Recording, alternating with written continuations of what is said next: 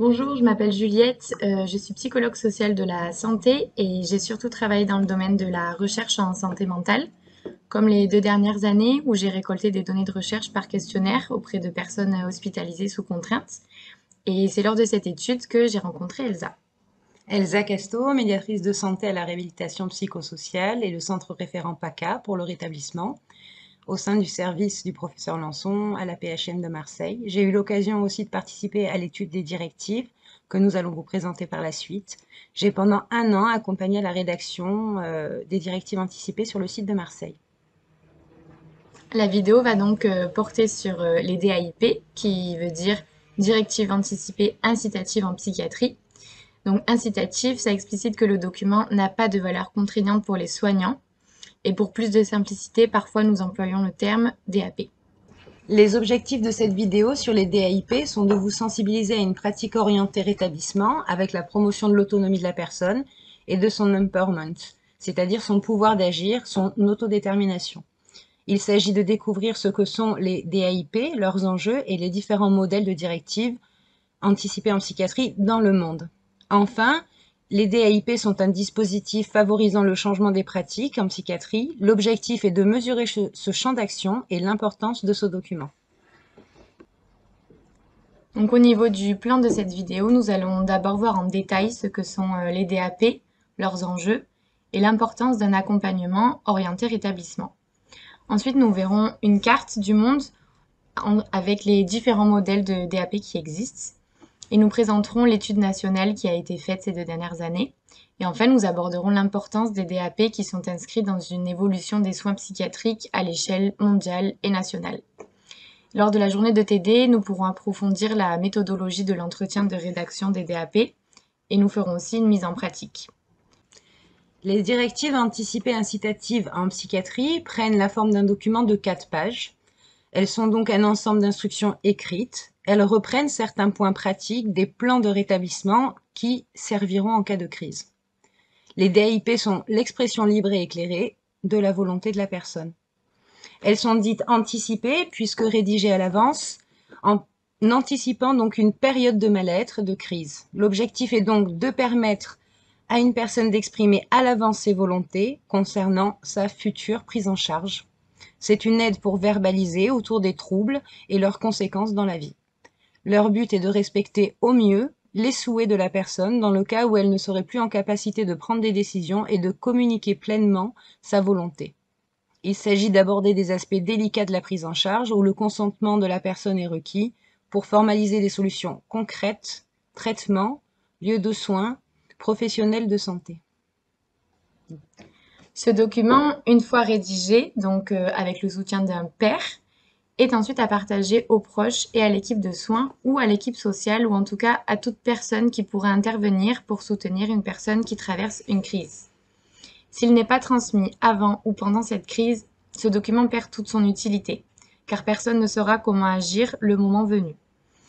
Il s'agit d'un outil qui est orienté sur le rétablissement et qui vise à l'amélioration de l'autonomie de la personne et à promouvoir son autodétermination. Pour le moment, les DAP sont seulement incitatives et non contraignantes pour les soignants en France. Il y a des études qui ont été menées aux États-Unis et qui révèlent que la prise en charge des soignants concorde dans environ 67% des cas avec les directives souhaitées par les personnes. Et dans plus de 90% des cas, les traitements exprimés dans les directives sont évalués comme faisables et cohérents avec les normes de pratique. Tout cela confirme donc la faisabilité clinique des DAP. La première page renseigne la personne de confiance qui a valeur légale et la personne à prévenir ainsi que leurs différents rôles. Qui me représente aux rendez-vous médicaux, par exemple? Qui faut-il appeler si je suis hospitalisée? Qui se charge de mes obligations? Gérer mes animaux, s'occuper de mes finances. L'encart suivant formule une question centrale, celle de la perte de discernement, c'est-à-dire l'état dans lequel la personne est lorsqu'elle ne peut plus décider pour elle-même et passe alors le relais à sa personne de confiance. La page 2 porte sur la connaissance de soi et favorise donc l'éducation thérapeutique. Elle est composée des signes avant-coureurs, de ce qui est, de ce qui n'aide pas, avant et pendant la crise, de ce qu'il faut faire ou ne pas faire et les signaux de fin de crise. Il s'agit aussi donc d'aider la personne à identifier les signes pour une prévention la plus précoce possible. Les 2 dernières pages du document notifient les traitements que la personne souhaite prendre et qui l'aident, et ceux que la personne ne souhaite pas prendre et pourquoi, s'il y a des effets indésirables, s'il y a eu des mauvaises expériences passées avec tel ou tel médicament.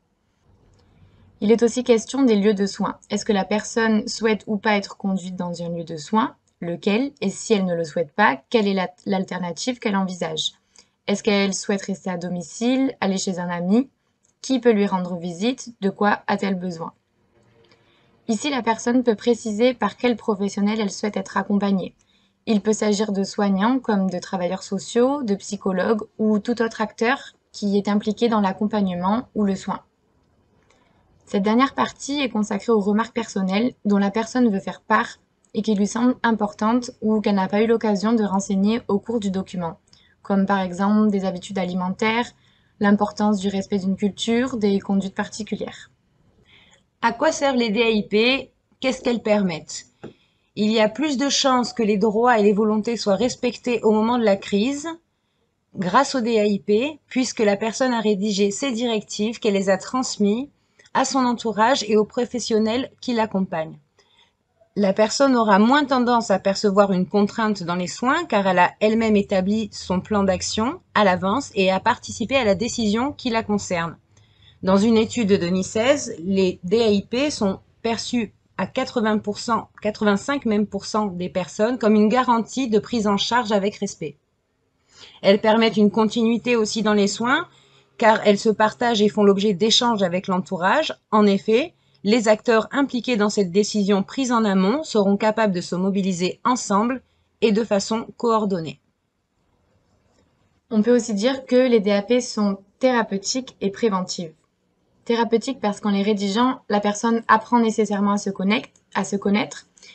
Par exemple, l'explication de signes avant-coureurs à la crise met des mots sur des expériences qui sont souvent difficiles à décrire. Elle devient alors capable de repérer ces signes, de communiquer ses expériences aux autres et de mettre en place des actions pour éviter une crise ou en tout cas la gérer au mieux. C'est en cela que les DAP sont aussi préventives. Le fait de rédiger des DAP permet de renforcer le pouvoir d'agir des personnes et leur autonomie. Les DAP peuvent être vus comme la preuve écrite de la capacité d'une personne à se penser comme un individu en dehors des périodes de crise. Puisqu'elles prennent des décisions pour des soins qui les concernent, les personnes peuvent petit à petit prendre responsabilité des choix qu'elles ont faits et, si besoin, réajuster ces choix au fil de l'eau, puisque le document des DAP est destiné à évoluer en même temps que la personne et en même temps que les expériences qu'elle vit. Les études montrent que la majorité des personnes souhaitent être soutenues dans la rédaction de leurs directives. Nous préconisons, quand cela est possible, qu'elles soient accompagnées d'un médiateur santé-pair, intermédiaire privilégié entre les équipes soignantes et les usagers de soins. Par son savoir expérientiel, celui-ci facilite le rapport de confiance, la relation horizontale et il accompagne le récit d'expérience. Toutefois, tout professionnel peut accompagner un entretien directif en adoptant une posture de facilitateur. Le professionnel n'est plus le sachant, il cherche à valoriser le vécu de la personne. Il veille à se montrer bienveillant, empathique, à l'écoute, en témoignant d'un réel intérêt pour ce que partage la personne. Il peut aussi, lui, partager ses expériences personnelles si cela semble utile. Cette attitude contribue à créer donc un contexte de libre parole, indispensable pour accompagner un entretien de rédaction DAP. Il s'agit alors d'accompagner avec une posture orientée rétablissement, c'est-à-dire valorisant l'espoir, les forces et le pouvoir d'agir des personnes. Ici, on peut observer les différents pays où les DAP sont mobilisés. Les DAP prennent plusieurs formes selon les pays. Elles peuvent plus ou moins impliquer les professionnels de santé, mais sont rarement contraignantes pour eux. Nous allons rapidement détailler comment elles sont inscrites juridiquement dans certains de ces pays. Globalement, dans les pays où les DAP sont mises en place, la plupart des lois accordent une large immunité juridique aux médecins, c'est-à-dire que si les médecins refusent de respecter les DAP, ils n'encourent pas ou peu de sanctions. En particulier dans les contextes de prise en charge d'urgence, la législation permet aux médecins de refuser de suivre les directives si elles ne correspondent pas aux normes de pratique médicale. Par exemple, aux États-Unis, la loi de 91 dit que tout hôpital qui reçoit des fonds fédéraux doit informer les personnes admises qu'il est possible de réaliser des DAP. Il est répréhensible que le psychiatre ne propose pas cela en amont d'une crise. Les DAP doivent généralement être signés par 2 témoins. En Écosse, les DAP sont incluses dans la loi de 2003 sur la santé mentale. Les DAP doivent être signés en présence d'un témoin. Le médecin peut administrer un traitement en contradiction avec les souhaits exprimés dans les DAP, mais il devra alors fournir une justification par écrit au patient, à son tuteur, à la commission de la protection sociale et mettre une copie dans le dossier patient. En Angleterre et au Pays de Galles, les DAP sont inscrites dans la loi commune de 2005. En Suisse, le Code civil précise que le médecin doit s'informer de l'existence d'éventuels DAP. Si, au cours d'une hospitalisation, il s'avère impossible de les respecter, le médecin doit consigner dans le dossier médical les raisons pour lesquelles il ne les a pas appliqués. Et la personne peut ensuite consulter ce dossier et contester les motifs devant un juge. Seule l'Allemagne donne au DAP une valeur légale et juridiquement contraignante pour les soignants, avec toujours le dernier rempart du respect des normes de pratique médicale. Et enfin, en France, pour le moment, les DAP ne sont pas utilisés en pratique courante et il n'existe pas de texte de loi pour les encadrer. L'étude nationale DAIP, qui a été réalisée à grande échelle, que nous allons vous présenter ensuite, vise à proposer des recommandations d'application sur le territoire. Le psychiatre Szász, qui est hongrois, est l'un des premiers à développer le concept de directive anticipée basée sur l'autodétermination. Ce psychiatre explique que chaque personne peut décider de ses soins et que les personnes, via un vœu psychiatrique, peuvent décider à l'avance de leur prise en charge en cas de crise. Il y a de nombreuses DAP différentes, comme vous le voyez sur la diapo, des directives, des plans de crise conjoints ou des plans de rétablissement et de bien-être, qui abordent, eux, des aspects plus larges de la vie. La connaissance de ces différents outils peut vous aider considérablement pour l'entretien de directive. Nous vous les présenterons en TD. C'est parce que les DAP sont utilisés dans différents pays et prennent diverses formes qu'il a été nécessaire de mener une étude française de grande ampleur. Cette étude a été réalisée sur 2 ans, sur Paris, Lyon, Marseille, et dirigée par la psychiatre Aurélie Tinland et portée par l'APHM. Cette étude part de constats. D'abord, celui que les soins sans consentement sont en augmentation constante en France. Celui aussi que l'hôpital psychiatrique est souvent une expérience traumatisante et de privation de liberté pour les personnes qui y vont. Et celui aussi que la contrainte et les aspects mécaniques sont très difficiles pour les personnes, comme la contention, la chambre d'isolement, etc. Notre étude a donc cherché à comparer 2 groupes de personnes qui vivent avec des troubles. Un groupe expérimental à qui on a proposé de rédiger leur directive et un groupe témoin qui a disposé du suivi que l'on peut trouver habituellement. On a donc suivi au niveau national 400 participants sur 1 an. La méthode de cette étude va aborder des aspects qualitatifs et quantitatifs et les résultats seront publiés d'ici l'été 2021. Le volet qualitatif s'intéresse plutôt au discours des personnes et aux processus qui sont à l'œuvre au niveau du rapport aux soins, au niveau du droit, du rapport à la contrainte chez les usagers comme chez les soignants. Et le volet quantitatif donc cherche à mesurer la différence d'hospitalisation en termes de nombre, de durée et de type. Est-ce que ce sont des hospitalisations qui sont libres ou contraintes? Et cherche donc à mesurer ces différences entre les 2 groupes de participants.